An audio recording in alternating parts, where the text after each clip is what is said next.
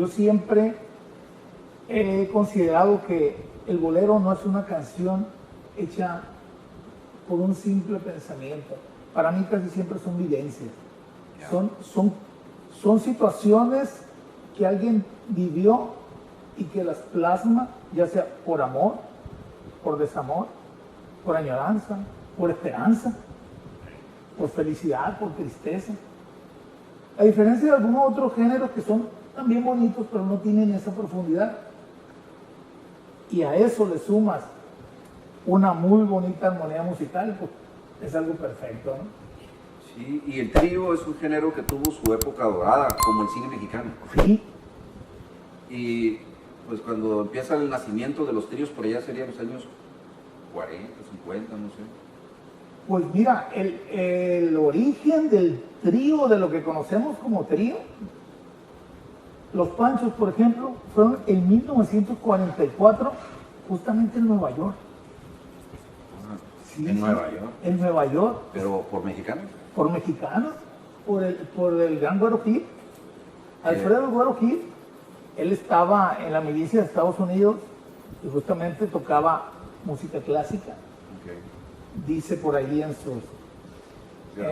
sus biografías que él tocaba Bach y tocaba música flamenca. Y eso lo llevó a dar su sonido tan especial. Y justamente en aquel entonces, pues no existía el requinto como tal. Entonces... O sea, tocaban con unas guitarras... Normales. Normales. Guitarras españolas, guitarras de caja normales. Hacían las melodías ahí. Hacían las melodías. Pero él tuvo a bien conocer un instrumento que se llama el tres cubano. El tres cubano son porque tiene 3 cuerdas dobles. Tiene 3 cuerdas. 2, 4, 6. Sí. De diferente afinación. Sí, de diferente afinación. Algunas veces esos 3 cubanos eran de 3 cuerdas triples. Eran 3, 3 y 3. 9 cuerdas. 9 cuerdas. En una afinación muy similar al de las últimas cuerdas de una guitarra, las 3 primeras cuerdas de una guitarra. Y él tuvo a bien ponerle cuerdas normales en una afinación, que él bien lo dice, que logró afinarlo hasta la nota de la.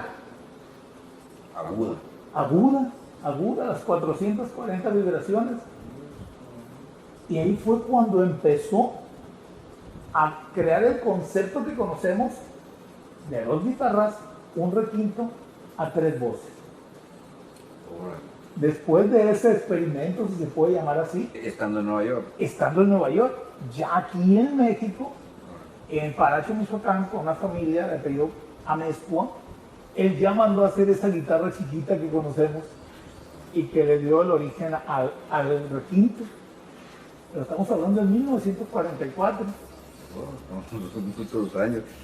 Sí. Son muchos, estamos hablando de casi 80 años. Sí, fíjate, curiosamente todo el mundo conocemos a los Panchos, pero hay un trío que a mí en lo personal me gusta mucho, que son los tres haces, que son originarios de aquí de Culiacán. Sí, don Cubeto. Don Cubeto, él y sus 2 hermanos hicieron un trío en esa época del 43 al 45. Era cuando estaba el nacimiento de ese movimiento. Ajá, pero cantaban música ranchera.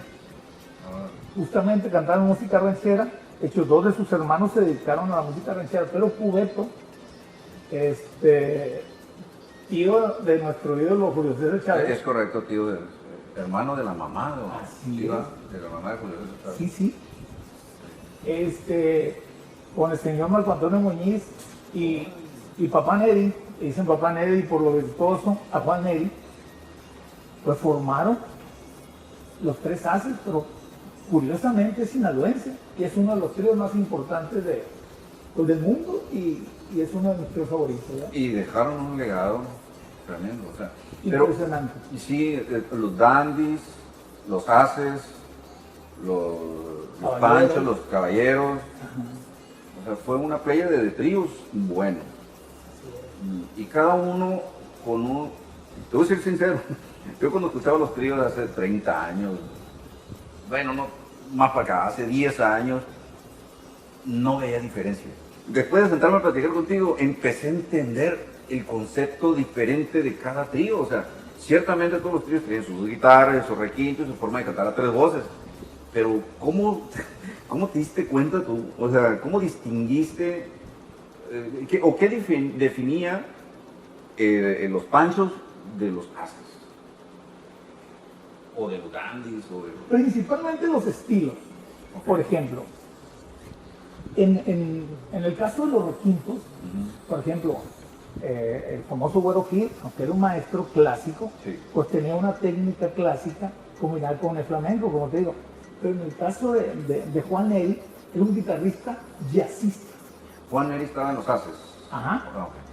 Jazzista, completamente diferente el toque. Su toque era diferente y él manejaba muchas armonías de jazz. Me cuenta que un jazzista le dijeron, oye, te invito a hacer un trío. Entonces, su conocimiento lo aplicó de tal manera que dio ese sonido tan interesante y tan bonito y tan reconocido mundialmente, ¿no? Órale. Y así es como tú empezaste a identificarlos. Las diferencias. Okay. Y las voces, por ejemplo, estoy platicando contigo y me dices, Miguel, es que qué bárbaro, son unas obras de arte, son la música de ellos. Sí, O sea, sí. normalmente en el hueso, hoy en día, cuando dicen, vamos a tocar por una canción y nadie se acuerda de cómo va, no hay respeto a la música. Entonces, dice, ¿cómo va el estribillo? O el coro se llama, ¿no? Entonces se inventan un puente, una intro musical parecida al estribillo. Y no que había caído el 20, lo que tú bien dijiste, Miguel, lo que pasa es que escuchan una música de ellos. La intro es una obra musical previa a la estrofa. De eso te diste cuenta tú. Sí. Y de hecho con una calidad musical sorprendente, porque da cuenta que era una obra completamente diferente antes de entrar a la canción, que por default había una regla que tenía que ser una letra hermosa, tenía que ser una letra con mucho contenido, y pues la combinación de esa calidad musical con esa calidad de letra pues da el resultado que tanto nos gusta, ¿no?